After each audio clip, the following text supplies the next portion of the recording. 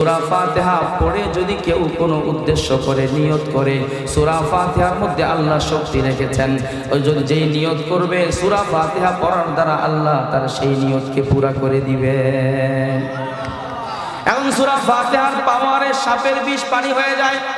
আল্লাহর কোরআনের মধ্যে শক্তি আছে কিনা বলেন? কোরআনের আয়াতের মধ্যে শক্তি আছে, কোরআনের আলোচনার মধ্যে শক্তি আছে, হাদিসের আলোচনার মধ্যে শক্তি আছে। আল্লাহ রাসূলের জমানা থেকে শুরু করে ১৫০০ বছর যখন আল্লাহর কোনো বান্দা দরুদ পাঠ করে, আল্লাহ নবী সাল্লাল্লাহু আলাইহি ওয়াসাল্লাম বলেন, আল্লাহর নবীর উপরে দরুদ পড়া মানে আল্লাহর নবীর জন্য দোয়া করা। সাল্লাল্লাহু আলাইহি ওয়াসাল্লামের অর্থ হলো, আয় আল্লাহ আপনি আপনার রাসূলের উপরে রহমত বর্ষণ করেন, শান্তি বর্ষণ করেন। রাসূলের জন্য রহমতের দোয়া করলাম, শান্তির দোয়া করলাম।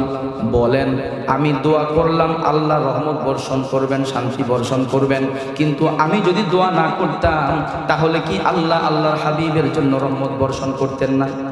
বলেন করতেন না? নাকি আমি করতেছি দিকে বর্ষণ করতেছেন, আমি দোয়া না করলে আল্লাহ রহমত বর্ষণ বন্ধ করে দিবেন? এমন আমি শুধু নই, সারা পৃথিবীর কোন মানুষ যদি আল্লাহর রাসূলের জন্য রহমতের দোয়া না করে, শান্তির দোয়া না করে, কোনো কিছু আসে যায় না। কারণ আল্লাহর কাছে রহমতের খাজানা, আর সেই খাজানার চাবি আল্লাহর হাবিবের হাতে দিয়ে রেখেছে। আমাদের দরুদ পড়ার দ্বারা কিছু আসে যায় না, কিন্তু আমি যখন আল্লাহর হাবিবের জন্য রহমতের দোয়া করলাম, শান্তির দোয়া করলাম, আল্লাহর রাসূল জানায়া দেয়, ও আমার উম্মত তুমি আমার জন্য রহমতের দোয়া করেছ, তুমি দোয়া না করলেও আল্লাহর পক্ষ থেকে রহমত আমার কাছে আসতে থাকবে। আমার রহমত দরকার নাই, রহমত তোমার দরকার। আমার জন্য রহমতের দোয়া করেছ, এই দোয়া আমার হকে কবুল হওয়ার আগে আগে তোমার হকে কবুল হয়ে যায়। এই কারণে ৫ নম্বর পুরস্কার হলো বান্দা আল্লাহর রাসূলের দোয়ার উপযুক্ত হয়ে যায়, আল্লাহর রাসূলের দোয়ার হকদার হয়ে যায় দরুদ পড়ার দ্বারা। এটা হলো ৫ নম্বর ফজিলত। ৬ নম্বর ফজিলত, আল্লাহর রাসূল একজন সাহাবীকে বলেছেন, একজন সাহাবী এসে আল্লাহর রাসূলের দরবারে বলতেছেন, ইয়া রাসূলুল্লাহ আমি আমার সারা দিনের কি পরিমাণ সময় আপনার উপরে দরুদ পাঠ করতে পারি আপনি বলে দেন। আল্লাহর রাসূল জবাব দেয়, মা তাশা, যতটুকু তোমার পড়তে মনে চায় তুমি পড়ো। ওই সাহাবী বলে, ইয়া রাসূলুল্লাহ আমি যদি আমার পুরা সময়ের 4 ভাগের 1 ভাগ সময় দরুদ পড়ি তাহলে কেমন হয়? আল্লাহর রাসূল বলেন, তোমার ইচ্ছা, তবে এর চেয়ে আরো বাড়াইলে ভালো, আরো বেশি পরিমাণ হলে ভালো। ওই সাহাবী বলে, ইয়া রাসূলুল্লাহ আমি যদি আমার পুরা সময়ের 3 ভাগের 1 ভাগ দরুদের মধ্যে কাটাই তাহলে কেমন হয়? আল্লাহ রাসূল বললেন, ভালোই তো হয়, যদি আরো বাড়াও তাহলে আরো ভালো। ওই সাহাবী এবার জবাব দেয়, ইয়া রাসূলুল্লাহ আমি যদি পুরা সময়ের অর্ধেক সময়টাকে দরুদের মধ্যে কাটাই তাহলে কেমন হয়? আস্তে আস্তে বাড়াইতেছেন। আল্লাহ রাসূল জবাব দেয়, ভালোই তো হয়, যদি আরো বাড়াইতে পারো আরো ভালো হবে। এবার ওই সাহাবী বলেন, আজআলু দুআই কুল্লাহু সালাতান আলাইকা ইয়া রাসূলুল্লাহ, ও নবী আমি আমার পুরাটা দিন পুরাটা সময়কে আপনার দরুদের জন্য ওয়াকফ করে দিলাম। এবার আল্লাহর রাসূলকে যখন সাহাবী বলে, ও নবী আমি আমার দিনের পুরোটা সময়কে আপনার দরুদের জন্য ওয়াকফ করলাম, আপনার দরুদের জন্য বরাদ্দ করে দিলাম। আল্লাহর রাসূল জবাব দেয়, ও সাহাবী যদি বাস্তবেই এমন করতে পারো, যদি এমনই হয়ে থাকে তাহলে তুমিও শোনো, ইদান ইউগফারু লাকা যামবুকা ওয়া ইউকফা হাম্মুক, আমি রাসূল সুসংবাদ দিয়া দিলাম, যদি এমনটা করতে পারো তোমার জিন্দেগীর সব গুনাহ আল্লাহ কিয়ামতের ময়দানে ক্ষমা করে দিবেন এবং তোমার দুনিয়ার সব পেরেশানির জন্য আল্লাহ যথেষ্ট হয়ে যাবেন। रुखसार से बरका का दरा पर्दा उठा दो, रुखसार से बरका का दरा पर्दा उठा दो, लिल्लाही मुझे हुस्न खुदा दाद दिखा दो, लिल्लाही मुझे हुस्न खुदा दाद दिखा दो। मैं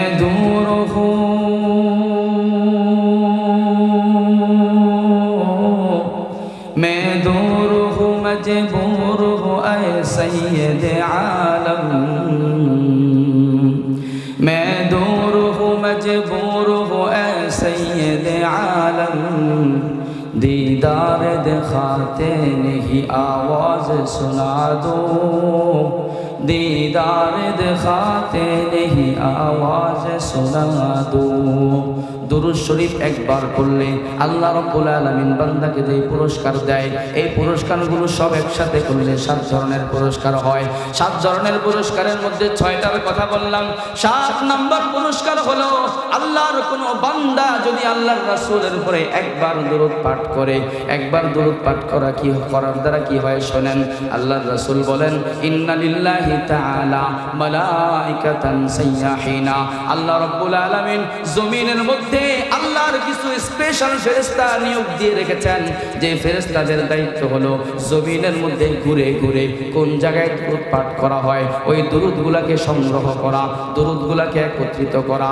আল্লাহর কোনো বান্দা জমিনের কোনো প্রান্তে বসে যদি আল্লাহর রাসূলের উপরে দুরূদ পাঠ করে কেউ যদি একবার পড়ে তাহলে একবার লেখা হয় দুইবার পড়লে দুইবার লেখা হয় তিনবার পড়লে তিনবার লেখা হয় 10 বার পড়লে 10 বার লেখা হয় একটা কাগজের মধ্যে দুরূদের সংখ্যা লেখা হয় দুরূদটা যে পড়লো তার নাম লেখা হয় দুরূদ যে পড়েছে তার বাবার নাম লেখা হয় দুরূদ যেই এলাকার লোকটা পড়েছে ওই এলাকার ঠিকানাটা লেখা হয় একটা কাগজের মধ্যে দুরূদ পাঠকারীর নাম তার বাবার নাম তার এলাকার ঠিকানা এবং দুরূদের সংখ্যা একটা কাগজের মধ্যে লেখে ওই ফেরেশতা ওই দুরূদটা নিয়ে সঙ্গে সঙ্গে মদিনা তৈয়বার মধ্যে মদিনা মুনাওয়ারার মধ্যে রওজায়ে আতহারে যেখানে আমার আর আপনার হাবিব সাইয়্যিদুল মুরসালিন সাইয়্যিদুল আম্বিয়া ওয়াল মুরসালিন মুহাম্মদ মুস্তাফা আহমদ মুজতবা সাল্লাল্লাহু আলাইহি ওয়াসাল্লাম যে রওজায়ে আতহারের মধ্যে এখনো পর্যন্ত জাগ্রত অবস্থায় আছেন ওই কাগজটা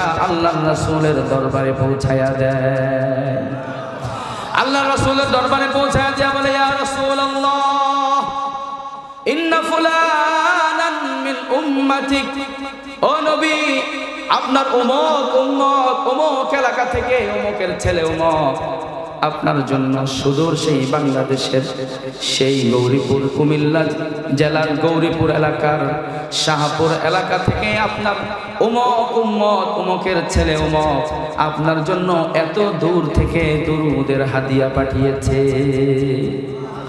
আল্লাহ রাসূল হাদিসে পাকের মধ্যে বললেন মান সাল্লা আলাইয়া করিবাম মিন্নি সামিআতুহু ওয়া মান সাল্লা আলাইয়া নাইয়ান উবলিগতুহু আমার কোন উম্মত যদি আমার রওজার পাশে এসে দাঁড়াইয়া আমার উপরে সালাত ও সালাম করে আপনারা যারা উমরার সফরে গিয়েছেন হজের সফরে গিয়েছেন মদিনা তৈয়বা মদিনা মুনাওয়ারায় রওজায়ে আতহারের সামনে দাঁড়ায়া সালাম দিবেন কে কে আল্লাহ তাআলা তাদেরকে আরো বারবার যাওয়ার তৌফিক নসিব করেন যারা যান নাই সবাইকে আল্লাহ যাওয়ার ব্যবস্থা করে দেন আমিন ও হয় না মুখ দিয়া যারা যায় নাই আল্লাহ সবাইকে যাওয়ার ব্যবস্থা করে দেন এটা আমিনে হইতো না এটা আমিনে হজ নসিব হইব না এই আমিনে উমরা হইতো না আরো জোরে বলতে হবে আয় আল্লাহ আপনি সবাইকে যাওয়ার তৌফিক দিয়া দেন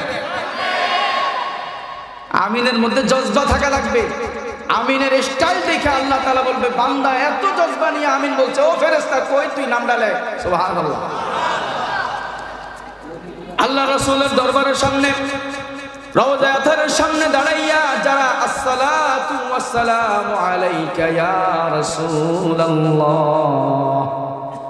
আসসালাতু ওয়াসসালামু আলাইকা ইয়া হাবিবাল্লাহ আল্লাহ রাসূল বললেন কেউ যদি আমার রওজা আতহারের সামনে দাঁড়াইয়া আমার উপরে সালাম করে আমার উপরে দরুদ পাঠ করে সামিআতুহু আমি নবী নিজ পবিত্র কান দিয়ে এই বান্দার সালাম শুনতে পাই আমি নবী আমার পবিত্র জবান দিয়ে সঙ্গে সঙ্গে সালামের জবাব দেই কোনো সন্দেহ নাই কোনো সন্দেহ নাই সন্দেহ আছে আপনাদের নবী বলছেন সামিআতুহু আমার কোন উম্মত যদি আমার রওজার পাশে দাঁড়াইয়া সালাম দেয় আমার আপনার নবী কবরের মধ্যে জিন্দা কোনো সন্দেহ আছে হাদিসে পাকের মধ্যে স্পষ্ট আসছে আল আম্বিয়াউ ফি কুবুরিহিম আহইয়াউন ইউসাল্লুন। সব নবীরা তাদের কবরের মধ্যে জিন্দা, সব নবীরা কবরের মধ্যে জিন্দা, আল্লাহর দিদারের হালতে থাকে, জিকির আজকার এবং আমলের হালতে থাকে। নবীরা কবরের মধ্যে জীবিত। কোন উম্মত যদি আল্লাহর রাসূলের রওজার সামনে দাঁড়াইয়া আসসালাতু ওয়াসসালামু আলাইকা ইয়া রাসূলুল্লাহ বলে সালাম দেয়, ও আল্লাহ, আজকের এই দিনে এই মুহূর্তে আমরা যারা এই আলোচনাগুলো করতেছি সবাই বিশ্বাস করি আপনার নবী রওজার সামনে দাঁড়াইয়া সালাম দিলে আমাদের সালাম শুনতে পায়। ওগো মাওলা, নবীকে দুনিয়াতে দেখতে পারি নাই, এই চামড়ার চক্ষু দিয়া দেখতে পারি নাই, কিন্তু নবীকে রওজার সামনে গিয়া সরাসরি সালাম দেওয়ার আগে আমাদের কাউকে মউত দিয়েন না। আর আল্লাহ রাসূল বললেন, ওমান সাল্লাল্লাহু আলাইহি না ইয়া, আমার কোন উম্মত যদি দূর থেকে আমাকে সালাম দেয়, দূর থেকে আমার উপরে দরুদ পাঠায়, ও বলে আমি আল্লাহ রাসূল বললেন সঙ্গে সঙ্গে তার সালাতু সালাম আমি রাসূলের দরবারে পৌঁছে দেওয়া হয়। বলেন আমরা যারা রাসূলের জমানায় আসি নাই, আমাদের অনেকের দিলের মধ্যে তামান্না, আগ্রহ, হায়রে রাসূলের জমানায় যদি থাকতাম, বারবার হুজুরের দরবারে যেতাম, আমার মনের কষ্টগুলো হুজুরের কাছে গিয়ে বলতাম, হুজুর থেকে দোয়া নিতাম, যদি আল্লাহর রাসূলের জীবদ্দশায় দুনিয়ায় আসতাম, যত কষ্ট হোক যত দূরে হোক হুজুরের কাছে যেতাম, অবশ্যই যেতাম। বলেন হুজুরের সাথে সম্পর্ক করার একটা তামান্না সবার আছে না নাই?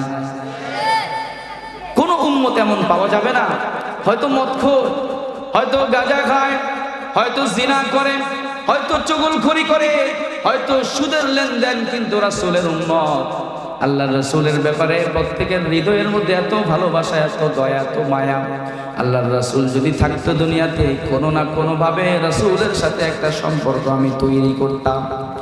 সবার দিলের মধ্যে তামান্না, কিন্তু রাসূল তো দুনিয়ায় নাই, সরাসরি সম্পৃক্ত হওয়ার সুযোগ তো নাই। আল্লাহর রাসূল পরবর্তী উম্মতের জন্য রাস্তা রেখে গেলেন, বললেন ও আমার উম্মত, আমার সাহাবারা আমাকে দেখেছে, আমার সাথে কানেক্টেড ছিল, আমার সাথে সম্পৃক্ত ছিল, সরাসরি এসে সাক্ষাৎ করতে পারতো। তুমি তো আমাকে পাইবা না, তোমার রাস্তা আমি আল্লাহর কাছে বলে তোমার জন্য রাস্তা খোলা রেখে গেলাম। তোমার যদি কখনো মনে চায়, আমি আবেগ দিয়ে আপনাদের জন্য বলতেছি, তোমার যদি কখনো মনে চায় আমি নবীর সাথে একটু কানেক্টেড হবা, আমি নবীর সাথে একটু কানেকশন জোড়া দিবা, আমি নবীর সাথে একটু সম্পৃক্ত হবা, আমি নবী বলে দিলাম তোমার জন্য রাস্তা খোলা আছে। তুমি যদি চাও তোমার নামটা আমার দরবারে আলোচনায় আসুক, তুমি দুরূদ পড়ো, তোমার দুরূদ পড়তে দেরি হবে, তোমার নাম আমার দরবারে আসতে দেরি হবে না। ভাইরা আমার, আমরা যারা রাজনীতি করি, আমাদের প্রত্যেকের দিলের তামান্না আমার নেতার দরবারে আমার নামটা আলোচনায় আসুক। কি বলেন? আমরা যারা বিএনপির রাজনীতি করি, বিএনপির ভাইরা, আমরা অনেকে সবার দিলের তামান্না আমাদের লিডারের দরবারে আমার নামটা একটু আলোচনায় আসো, লিডারে একবার আমার নামটা মুখ দিয়া আনুক। বলেন সবাই চাই কিনা? যদি কারো কাছে ফোন দিয়া জানায়, বেড়া তুই তো আজকে হয়ে গেছস চান কপাল, কি হয়েছে? লিডারে তোর নাম নিচে। কি বলেন? এই সুখে 10 দিন ঘুমাইতে পারবে না, ঠিক কিনা? নেতা তোমার নাম নিয়েছে, আনন্দে ঘুমাতে পারবে না। আমার আর আপনার নাম মুহাম্মদ আরবির দরবারে, মুহাম্মদ আরবি সাইয়্যিদুল আম্বিয়া ওয়াল মুরসালিনের দরবারে আলোচিত হবে, কোনো সন্দেহ নাই। যখনই মনে চায়, এই কারণে আপনাদেরকে পায়ের নিচে হাত রেখে আবদার করে যাই, যখনই মনে চাইবে আমার নামটা রাসূলের দরবারে একটু যাক, সঙ্গে সঙ্গে বসে বসে দুরূদ শুরু করে দেন, সাল্লাল্লাহু আলাইহি ওয়াসাল্লাম, সাল্লাল্লাহু আলাইহি ওয়াসাল্লাম, সাল্লাল্লাহু আলাইহি ওয়াসাল্লাম। একবার দুরূদ পড়বেন, সঙ্গে সঙ্গে 7টা পুরস্কার আপনার আমলনামায় যুক্ত হয়ে যাবে। করবেন তো ইনশাআল্লাহ? কিয়ামতের ময়দানে আল্লাহ রাসূলের সবচেয়ে কাছাকাছি থাকতে চান কে কে? হাত উঠান। সবাই চান? আল্লাহ রাসূল সাল্লাল্লাহু আলাইহি ওয়াসাল্লাম সুসংবাদ দিয়েছেন, ইন্না আউলান নাসি বি ইয়াউমাল কিয়ামাহ আকসারুহুম আলাইয়া সালাতা। কিয়ামতের ময়দানে আমার সবচেয়ে নিকটবর্তী ওই মানুষরা থাকবে আকসারুহুম আলাইয়া সালাতা, দুনিয়াতে যারা আমার উপরে বেশি পরিমাণে দুরূদ পাঠ করবে। যার দুরূদের পরিমাণ যত বেশি সে আমার তত কাছাকাছি, যার দুরূদের সংখ্যা যত বেশি সে আমার তত কাছাকাছি। আয় আল্লাহ, কিয়ামতের ময়দানে আমাদের সবাইকে আপনার হাবিবের কাছাকাছি থাকার ব্যবস্থা করে দেন। হাবিবের মহব্বত, আল্লাহ রাসূলের ভালোবাসা এবং সুপারিশ ছাড়া কিয়ামতের ময়দানে পার পাওয়ার কোনো রাস্তা আছে বলে? কোনো রাস্তা নাই। ভাইরা আমার, আল্লাহ তাআলা আমাদেরকে যেই নবী দিয়েছেন, নবী আমাদেরকে আল্লাহর হাবিবকে উপহার হিসেবে দিয়েছেন, এমন একজন নবী আল্লাহ আমাদেরকে দিলেন। শুধু এই নবীর উম্মত হওয়ার কারণে ফ্রিতে এমন এমন জিনিস পেয়ে গেছি, যেই জিনিসগুলো পাওয়ার জন্য অন্য উম্মতের হাজার হাজার কোটি বছর পার করলেও তারা ওই পর্যায়ে পৌঁছতে পারবে না। শুধু আল্লাহর রাসূলের উম্মত হওয়ার কারণে ফ্রিতে আমরা পেয়ে গেছি।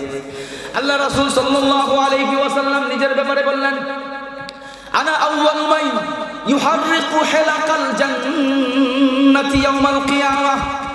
আল্লাহ রাসূল বললেন, কিয়ামতের ময়দানে সর্বপ্রথম জান্নাতের দরজার কাছে গিয়ে দাঁড়িয়ে জান্নাতের দরজায় খটখট আওয়াজ করবে, দরজার মধ্যে নাড়া দেবে। সর্বপ্রথম আমি নবী মুহাম্মদ জান্নাতের দরজা ধরে নাড়া দেব। আল্লাহ রাসূল বললেন, নাহনুল আখিরুন ওয়া নাহনুস সাবিকুনাল আউয়ালুনা ইয়াওমাল কিয়ামাহ। আল্লাহ রাসূল বললেন, আমি এবং আমার উম্মত দুনিয়াতে সবার শেষে দুনিয়াতে এসেছি, কিন্তু কিয়ামতের ময়দানে জান্নাতে যাওয়ার ক্ষেত্রে আমি এবং আমার উম্মত সবার আগে আগে থাকব। আল্লাহ রাসূল বলে দিলেন, আমার উম্মত জান্নাতে প্রবেশ করার আগে অন্য উম্মতের একজন সদস্য জান্নাতের ধারে কাছে যেতে পারবে না। শুধু আল্লাহর রাসূলের উম্মত হওয়ার কারণে আল্লাহ রাব্বুল আলামিন আমাদেরকে শ্রেষ্ঠ উম্মত বানিয়েছেন। সহজে অনেকগুলো অফার দিয়ে ফেলেছেন। বুখারী শরীফের হাদিসের মধ্যে এসেছে, আল্লাহ রাসূল বললেন, ইন্নামা মাসালুকুম ওয়া মাসালু মান কানা ক্বাবলাকুম কামাসালি রাজুলিন ইস্তাজারা আজিরা। লম্বা হাদিস, আমি সারাংশটা আপনাদের সামনে বলতেছি। আল্লাহ রাসূল বললেন, ও আমার উম্মত শোনো, তোমাদের দৃষ্টান্ত এবং তোমাদের পূর্ববর্তী উম্মতের দৃষ্টান্ত হলো এমন। তিনটা দৃষ্টান্ত দিয়েছেন আল্লাহ রাসূল। বলেন, একজন লোক কিছু শ্রমিককে কামলা হিসেবে নিল, ভাড়া খাটার জন্য নিল। আপনাদের এলাকায়ও শ্রমিকরা রোজ খাটে, ভাড়ায় খাটে কিনা বলেন? ধান কাটার জন্য, ফসল কাটার জন্য রোজ খাটানো হয়। রাজমিস্ত্রি, টিন মিস্ত্রি, তাদেরকে মিস্ত্রি খাটানো হয়। আল্লাহ রাসূল বলেন, একজন লোক সকালবেলা, উদাহরণ দেওয়ার জন্য বলি, সকালবেলা একজন লোক গৌরীপুর বাজারে চলে যায়। সেখানে একটা জায়গায় কিছু কামলা থাকে, কামলাদেরকে সে ভাড়ায় খাটায়, নিয়োগ দেয়। সকালবেলা গিয়া একদল শ্রমিক এসে বলল, মাইয়া আমালুলি মিনাস সুবহি ইলা নিসফিন নাহার। তোমাদের মধ্যে কে আছো সকাল থেকে নিয়ে জোহর পর্যন্ত, দুপুর পর্যন্ত আমার ওই কাজটা করে দিবা, আমার এই কাজটা তোমরা আঞ্জাম দিবা। ফালাহু কিরাতুন, আমি তাকে এক কিরাত পারিশ্রমিক হিসাবে দেব, 1 টাকা করে দেব। সকাল থেকে জোহর পর্যন্ত কাজ করবা, 1 টাকা করে দেব। একদল লোক রাজি হয়ে যায়, সকাল থেকে জোহর পর্যন্ত কাজ করে 1 টাকা করে দিয়ে দেয়। এরপরে পরের দিন আবার আরেক দল নিয়োগ দেয়, তাদেরকে গিয়ে বলে, তোমাদের মধ্যে কে আছো জোহর থেকে আসর পর্যন্ত আমার কাজ করে দিবা। ফালাহু কিরাতুন, তাকেও 1 কিরাত দেব, মানে 1 টাকা করে দেব। জোহর থেকে আসর পর্যন্ত তারা কাজ করে, তাদেরকে 1 টাকা করে দেওয়া হলো। এরপরে তৃতীয় আরেক দল লোক নিয়োগ দেওয়া হলো, তাদেরকে বলা হলো, মাইয়া আমালুলি মিনাল আসরি ইলা গুরুবিশ শামসে। তোমাদের মধ্যে কে আছো আসর থেকে নিয়ে মাগরিব পর্যন্ত, সূর্য ডোবা পর্যন্ত কাজ করবা, তাদেরকে 2 কিরাত করে দেওয়া হবে, 2 টাকা করে দেওয়া হবে। এবার আরেক দল লোক রাজি হয়ে যায়। তাহলে দল হইল কয়টা দল হইল? প্রথম দল সকাল থেকে নিয়ে জোহর পর্যন্ত, সময়টা লম্বা না ছোট? 3 সময়ের মধ্যে সবচেয়ে বড় সময়, দিনের পুরা সময়। সকাল থেকে নিয়ে জোহর পর্যন্ত একদল কাজ করলো, তাদেরকে দেওয়া হলো 1 টাকা। দ্বিতীয় দল জোহর থেকে আসর পর্যন্ত কাজ করলো, তাদের সময়টা আগের ওয়ালাদের চাইতে কম, আর একটু সময় কমেছে, তাদেরকে দেওয়া হলো 1 টাকা করে। এবার তৃতীয় দল যারা, তারা কাজ করলো আসর থেকে মাগরিব পর্যন্ত। বলেন 3টা সময়ের মধ্যে এই সময়টা সবচেয়ে ছোট কিনা? সবচেয়ে ছোট না? আসর থেকে মাগরিব, আসর পয়রা সাজদানে যাওয়ার আগে আগে ইমাম সাহেব আজান দিয়ালে কি করেন? হ্যাঁ, মসজিদ থেকে বাইরে ঘরেও যাওয়ান যায় না, এর আগে মুয়াজ্জিন সাহেব মাইকে ফু দিয়াল। বিষয়টা এরকম না। আসর থেকে মাগরিব পর্যন্ত সবচেয়ে ক্ষুদ্র সময়, সামান্য সময়। তৃতীয় দল এই সময়টায় কাজ করলো, কিন্তু তাদেরকে দেওয়া হলো ডাবল টাকা, ডাবল পারিশ্রমিক, ডাবল বিনিময়। এবার আগের 2 দল এসে উপস্থিত হয়ে যায়। আগের 2 দল এসে বলে, আপনি আমাদের উপরে জুলুম করলেন, এটা মানা যাবে না, বৈষম্যের বাংলাদেশ চলবে না। এই বাংলাদেশে 2024-এর পরে 5ই আগস্টের পরে আর বৈষম্য চলবে। 2 দল এসে উপস্থিত হয়ে যায়, আমাদেরকে সকাল থেকে জোহর পর্যন্ত খাটাইলেন। দ্বিতীয় দল বলে, আমাদেরকে জোহর থেকে আসর পর্যন্ত খাটাইলেন, আমরারে দিলেন 1 টাকা করে। আর এদেরকে কি হইল, আসর থেকে মাগরিব পর্যন্ত খাটাইলেন, সময়ও কম কিন্তু কষ্ট কম, বিনিময় দিলেন বেশি। এটা তো জুলুম।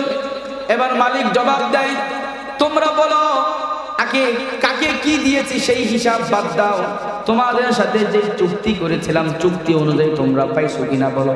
কয় হ্যাঁ, চুক্তি অনুযায়ী ঠিক আছে। বলে চুক্তির থেকে যদি কম দিতাম তাহলে জুলুম হতো, যা বলেছি তার চেয়ে যদি কম দিতাম তাহলে জুলুম হতো, আমি তো বলেই দিয়েছি। কয় ঠিক আছে, আপনি চুক্তি অনুযায়ী দিয়েছেন এটা মানলাম, কিন্তু ওই যে 3 নাম্বার দলকে যে আপনি ডাবল দিলেন সেটা কেন দিলেন? মালিক জবাব দেয়, হাদা মিন ফাদলি উতিহি মান আশা, এটা আমার সম্পদ, আমার মাল, যাকে ইচ্ছা আমি তাকে দেব। 2 টাকা দেব না, 5 টাকা দেব না, 10 টাকা দেব। তোমার প্রশ্ন করার কোনো কারণ নাই, প্রশ্ন করার কোনো সুযোগ নাই। আল্লাহ রাসূল বলেন, ও আমার উম্মত তোমরা শুনে নাও, ওই যে আগের 2 দল তারা হলো পূর্ববর্তী সকল উম্মত। প্রথম দল হলো যারা ফজর থেকে জোহর পর্যন্ত, তারা হলো ইহুদিদের দৃষ্টান্ত। জোহর থেকে আসর পর্যন্ত তারা হলো খ্রিস্টানদের দৃষ্টান্ত। আর আসর থেকে মাগরিব পর্যন্ত তারা হলো তোমাদের দৃষ্টান্ত। অর্থাৎ আনতুম আকাল্লু আমালান ওয়া আকসারু আজরা, তোমরা হলে এমন উম্মত যারা খাটবা কম কিন্তু পারিশ্রমিক পাইবা ডাবল ডাবল। তোমরা কষ্ট করবা কম কিন্তু পাইবা ডাবল ডাবল। এই কারণে লাইলাতুল কদর সামনে আসতেছে, রমজানের একটা রাত্র লাইলাতুল কদর সামনে আসতেছে। এই লাইলাতুল কদর শুধু এই উম্মতের স্পেশাল গিফট। লাইলাতুল কদরের এই রাত্রটা পূর্ববর্তী কোনো উম্মতের ছিল না। কোন উম্মতকে আল্লাহ এমন একটা রাত্র দেয় নাই। এই উম্মতের বৈশিষ্ট্য, আল্লাহর রাসূল বললেন শুধু আমার উম্মত হওয়ার কারণে আল্লাহ তোমাদেরকে এমন একটা মহান রাত্র দিয়া দিলেন। ও আমার উম্মতরা শোনো, তোমাদের বয়স কম, তোমাদের হায়াত কম, তোমরা 1 রাত্রে আমল করবা, 1 রাত্রে আল্লাহর সামনে দাঁড়াবা, 1 রাত্রের বিনিময়ে অন্যান্য উম্মতের 1000 মাসের চাইতে বেশি আগে তোমরা চলে যাবে। আল্লাহ তাআলা আল্লাহর রাসূলের উম্মত হওয়ার কারণে এই বৈশিষ্ট্যগুলো দিয়েছিলেন। আমার আপনার নবী মুহাম্মদ আরবি সাল্লাল্লাহু আলাইহি ওয়াসাল্লাম, এই যে রজব মাস চলতেছে, রজব মাসের আজকে 29 তারিখ শেষ হয়ে গেছে মনে হয়। এই রজব মাসের আল্লাহ তাআলা আমার আপনার হাবিবকে, আল্লাহর হাবিবকে একটা মেরাজ সফর, একটা সফর উপহার দিয়েছিলেন, একটা সফর গিফট করেছিলেন। এই সফরটা এমন একটা সফর ছিল, দুনিয়া সৃষ্টির শুরু থেকে নিয়ে কিয়ামত পর্যন্ত এই সফর শুধু আল্লাহর হাবিবকেই দেওয়া হয়েছে, নবী মুহাম্মদকেই দেওয়া হয়েছে। নবী মুহাম্মদ ছাড়া এরকম সফর আর কারো ভাগ্যে জোটে না। মেরাজের সফর দিয়েছিলেন। সেই সফর এমন সফর ছিল যেই সফর আকলে ধরে না, যেই সফর সায়েন্স সাপোর্ট করে না, যেই সফর মানুষ কল্পনা করতে পারে না। মাত্র একটা রাতের মধ্যে জমিনের এক প্রান্ত থেকে আরেক প্রান্ত, এবং সেখান থেকে 7 আসমান, সেখান থেকে 7 আসমান অতিক্রম করে সিদরাতুল মুনতাহা অতিক্রম করে 7টা জাহান্নাম সফর করে 8টা জান্নাত সফর করে আল্লাহ রাব্বুল আলামিনের আরশ পর্যন্ত গিয়ে কুরসির সামনে বসে আমি আর আপনি যেমন সরাসরি আমরা কথা বলতে পারতেছি, আপনারা আমাকে দেখতেছেন, দেখতেছেন, আমি আপনাদেরকে দেখতে পাচ্ছি। আল্লাহ রাব্বুল আলামিনের আরশের কাছে গিয়ে সরাসরি আল্লাহর সামনে বসে আল্লাহ তাআলা কথা বলার তৌফিক এবং সুযোগ দিয়েছে। মেরাজের সফর, আমি কোরআনুল কারীমের মেরাজ ওয়ালা আয়াতটা তেলাওয়াত করেছি, সূরা বনী ইসরাঈলের প্রথম আয়াত তেলাওয়াত করেছি। কিছু সময় এই আয়াতের উপরে আলোচনা করব। মেরাজ একটা সত্য ঘটনা ছিল, অবশ্যই সংঘটিত হয়েছে, এর মধ্যে কোনো সন্দেহ নাই। বলেন সন্দেহ আছে? কেউ যদি মেরাজ নিয়ে সন্দেহ করে তার ঈমান থাকবে? ঈমান থাকবে না।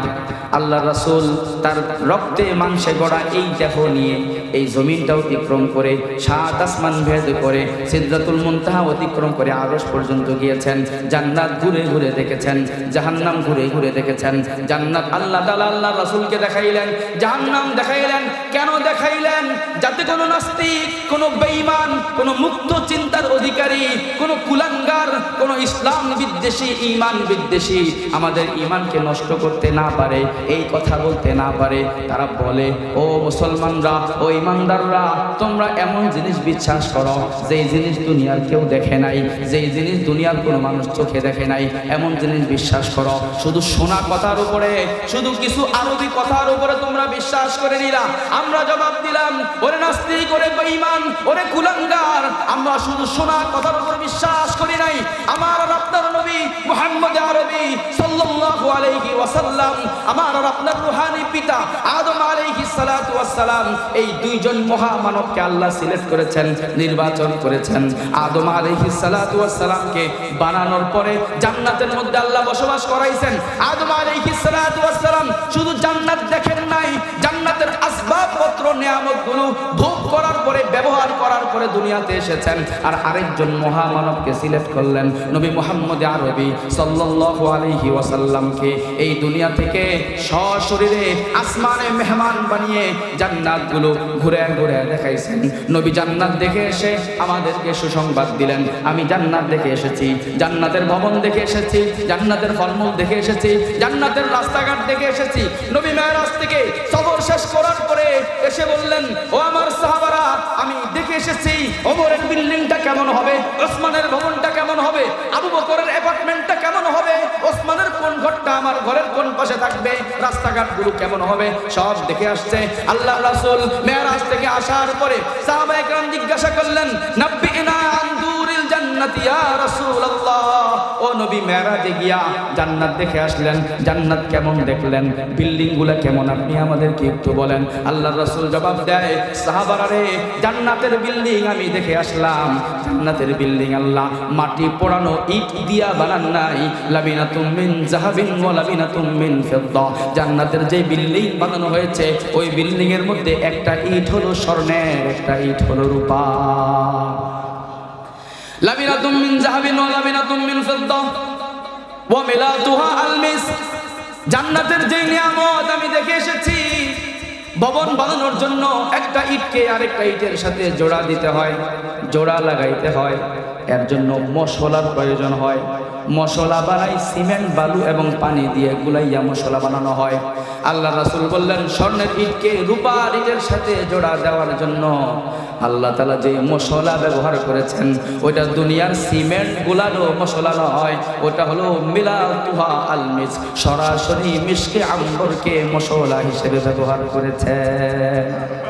ও হাসাবাহা আল-লু'লু, দুনিয়াতে বিল্ডিং এর ফ্লোর ঢালাই দেওয়ার জন্য, ছাদ ঢালাই দেওয়ার জন্য খোয়া ব্যবহার হয়, কণা ব্যবহার হয়, কংকর ব্যবহার হয়, ইট ভেঙে কণা বানানো হয়, খোয়া বানানো হয়। আপনারা কি বলেন?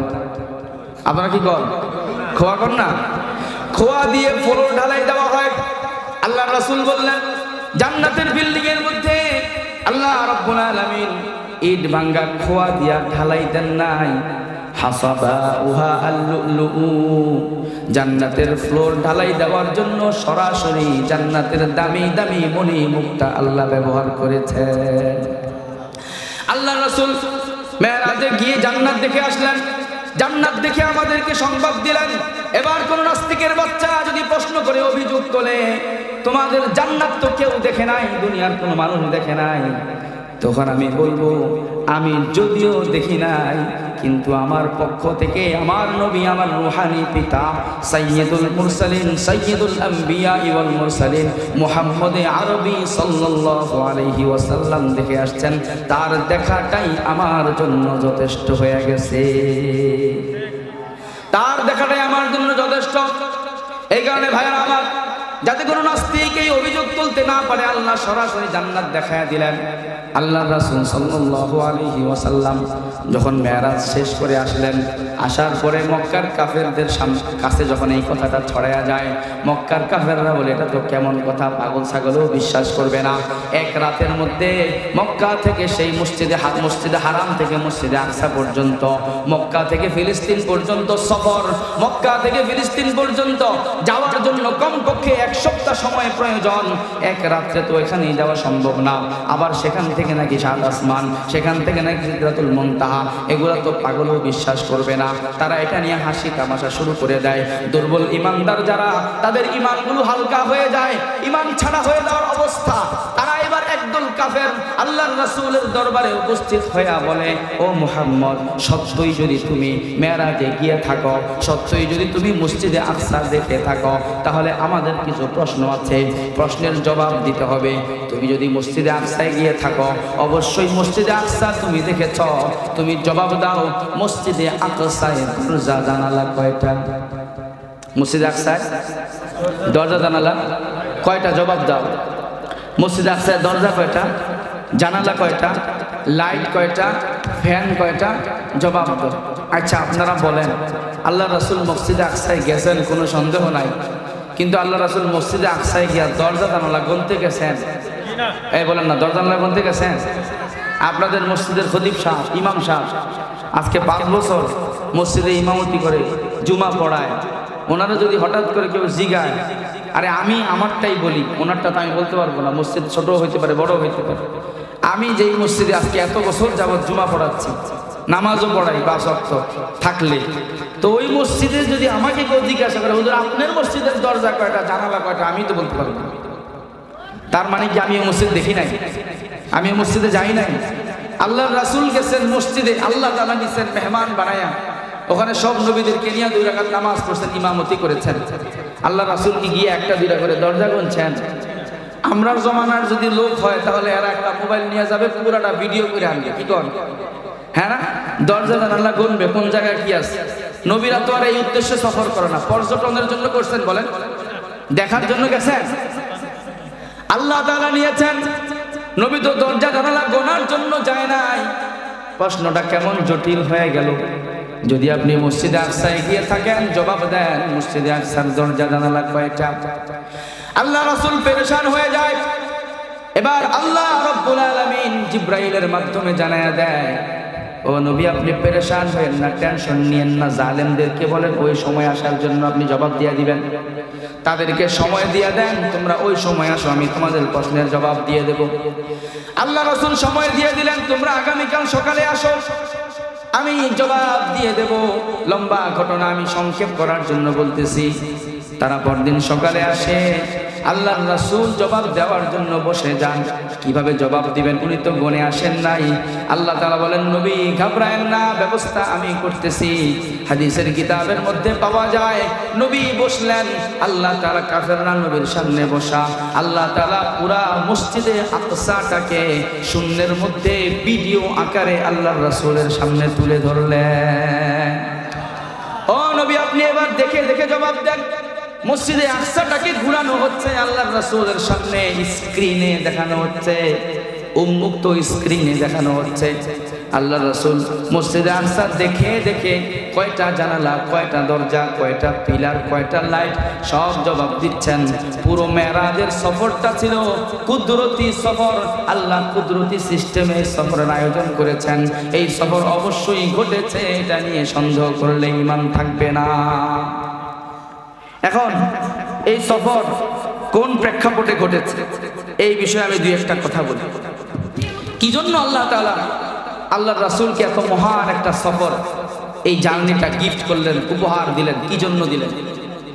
আল্লাহর রাসূল সাল্লাল্লাহু আলাইহি ওয়াসাল্লাম মক্কার মধ্যে দাওয়াত দেওয়া শুরু করলেন।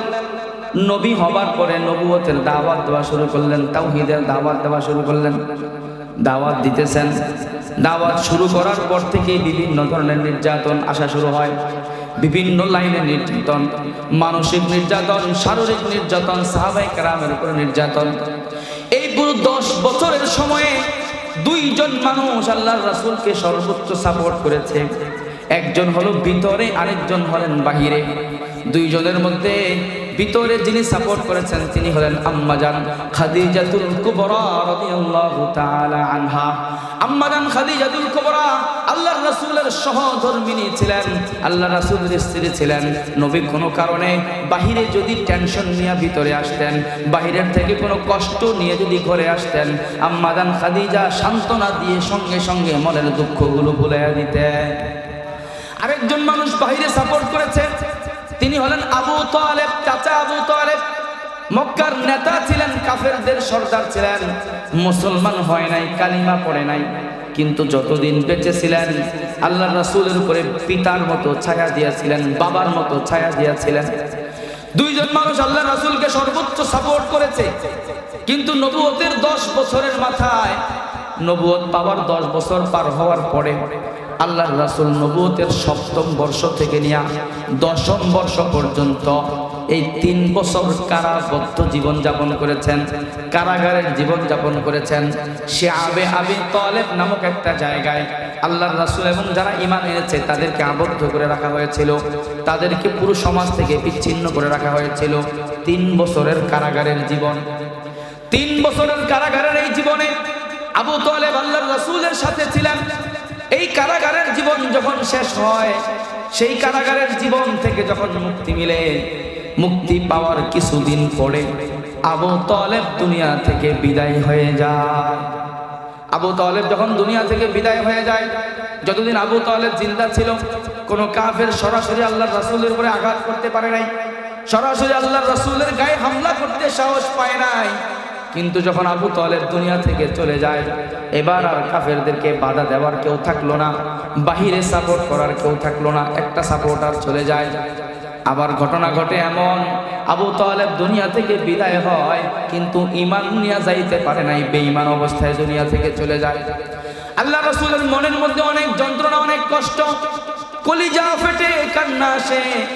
আমার হাতে কত মানুষ মুসলমান হলো, কত দূর দূরান্তের সাহাবীরা আমার হাতে হেদায়েত পেয়ে গেল, কিন্তু আমার পিতৃতুল্য চাচা, যেই চাচা 8 বছর বয়স থেকে নিয়ে 50 বছর বয়স পর্যন্ত 42 বছর আমি নবীর উপরে ছায়া হয়েছিল, 42 বছর আমি নবীর উপরে পিতার মতো আচরণ করেছে, সেই চাচা বেঈমান অবস্থায় দুনিয়া থেকে চলে গেল। আল্লাহ রাসূলের অন্তরের মধ্যে যন্ত্রণা, কষ্ট, এই একটা কষ্ট। 2 নম্বর কষ্ট, আবু তালেবের ইন্তেকালের মাত্র 5 দিন পরে, সিরাতের কিতাবের মধ্যে লেখা হয়, হাদিসের কিতাবের মধ্যে আসছে, ইন্তেকালের মাত্র 5 দিনের মাথায় আম্মাজান খাদিজাতুল কুবরা দুনিয়া থেকে বিদায় হয়ে যায়। এবার ঘরে এবং বাইরে সাপোর্ট করার মতো আর কেউ নাই, সান্ত্বনা দেওয়ার মতো আর কেউ নাই। এবার আল্লাহ রাসূল সাল্লাল্লাহু আলাইহি ওয়াসাল্লাম সিদ্ধান্ত নিলেন এই মক্কায় আর থাকবেন না, কারণ বাহিরেও সমর্থন করার কেউ নাই, ভিতরেও সান্ত্বনা দেওয়ার কেউ নাই। সিদ্ধান্ত নিলেন মক্কা নগরী ছেড়ে দাওয়াত দেওয়ার জন্য তায়েফে চলে যাবেন। আল্লাহ রাসূল মক্কা ছেড়ে তায়েফের দিকে রওনা হয়ে গেলেন। বুক ভরা আশা নিয়ে তায়েফে গেলেন। ইচ্ছা ছিল, তায়েফের মানুষ অনেক মেহমানদারি বোঝে, তায়েফের মানুষ অনেক অতিথি পরায়ণ, ওখানে গেলে তারা মেহমানদারি করবে, এই আশা নিয়ে আল্লাহ রাসূল তায়েফে চলে গেলেন। তায়েফে গিয়ে তাদেরকে দাওয়াত দেওয়া শুরু করলেন, তাদেরকে দাওয়াত দিলেন। তায়েফের 3 জন নেতা ছিল, এই 3 জন নেতার কাছে গিয়ে যখন দাওয়াতের বাণী পৌঁছালেন, এক একজনের কটাক্ষমূলক কথা বলে। একজন বলে, আল্লাহ নবী বানানোর জন্য তোমাকে সারা দুনিয়াতে আর কোনো মানুষ বুঝি নসিব পায় নাই, তোমার মতো একজন এতিম, তোমার মতো একজন গরিব আর অসহায় মানুষকে নবী বানিয়েছে। আরেকজন জবাব দেয়, তোমার সাথে আমি কোনো কথা বলবো না, কারণ তুমি যদি সত্য নবী হয়ে থাকো, তোমার কথা না মানলে আমার উপরে আযাব এসে যাবে। আর যদি তুমি মিথ্যা নবী হও, তাহলে তোমার মতো মিথ্যাবাদীর সাথে আমার কথা বলার দরকার নেই। এভাবে তায়েফের ময়দানে আল্লাহর রাসূলকে অপমানিত করা হলো। আল্লাহর রাসূল যখন বিদায় নিয়ে চলে আসতেছিলেন, ওই দুষ্ট মানুষগুলো শুধু স্বাভাবিকভাবে বিদায় নিতে দেয় নাই, আল্লাহর রাসূলের পিছনে দুষ্ট বালকদেরকে লেলিয়ে দেওয়া হলো, দুষ্টদেরকে লেলিয়ে দেওয়া হলো। আল্লাহর রাসূলের উপরে পাথরের বৃষ্টি বর্ষণ করা হলো। এত বেশি পরিমাণে পাথরের বর্ষণ হলো, পুরাটা পিঠ জাজরা হয়ে যায়, পিঠ থেকে রক্ত ফোটায় ফোটায় পড়ে, সারা শরীর থেকে রক্ত ঝরে, রক্তগুলো পায়ের সাথে লেগে জুতার সাথে লেগে যায়। আল্লাহর রাসূল বেশ কয়েকবার জমিনের মধ্যে বেহুশ হয়ে পড়ে যান, বেহুশ হয়ে পড়ে যান, আবার ওঠেন। সাথে ছিলেন যায়েদ ইবনে হারেসা রাদিয়াল্লাহু তাআলা আন, বারবার শরীর থেকে রক্তগুলো মুছে দিচ্ছেন। এই পরিমাণ পাথরের বৃষ্টি হয়। আম্মা জান আয়েশা সিদ্দিকা রাদিয়াল্লাহু তাআলা আনহা আল্লাহর রাসূলকে জিজ্ঞাসা করলেন, একদিন আল্লাহর রাসূল যখন পিঠ থেকে চাদরটা সরান, পিঠের দিকে তাকায় দেখেন আল্লাহ রাসূলের পিঠটা সোনার মতো জলজল করত, সোনালী বর্ণের ছিল, চিত্রবর্ণ জলজল করত।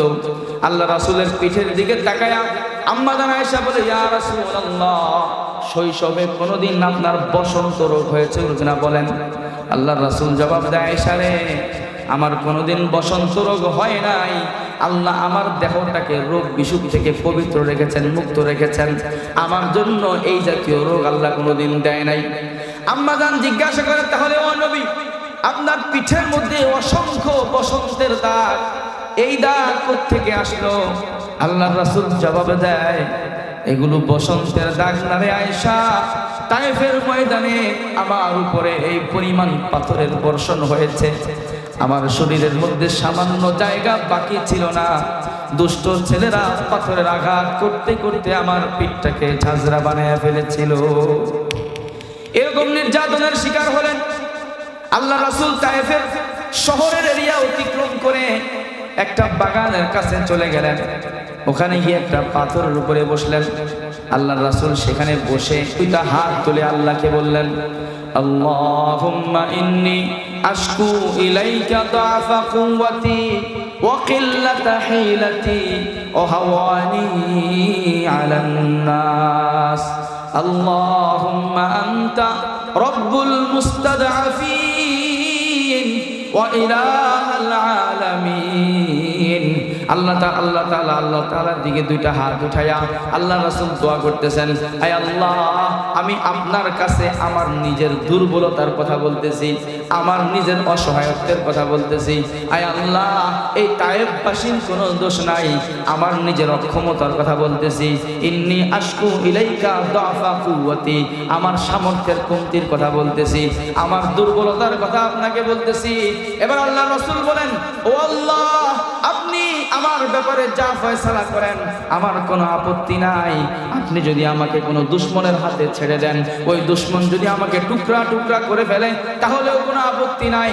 আপনি যদি আমাকে কোনো বন্ধুর হাতে তুলে দেন, ওই বন্ধু যদি আমাকে সাহায্য করে, তাহলেও কোনো আপত্তি নাই।